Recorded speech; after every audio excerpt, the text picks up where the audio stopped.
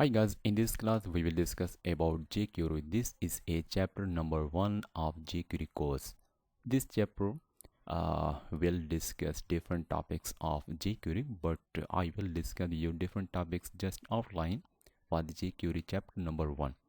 So in the chapter number 1 we will discuss about jQuery introduction, prerequisite for jQuery features. There are different features in a jQuery you can achieve. I will discuss with you companies that use jQuery. There are different companies, big companies like Google use jQuery in their different projects. Also, I will discuss you different methods to use jQuery in your web page.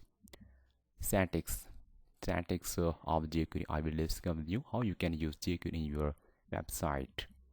Selector types. You have to select HTML element to apply jQuery effects, different functionality.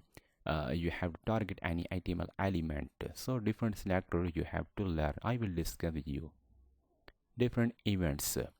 So these are different jQuery topics that will be covered in chapter 1 of jQuery course. Don't miss any lecture because you will learn many things from this chapter number 1 of jQuery course.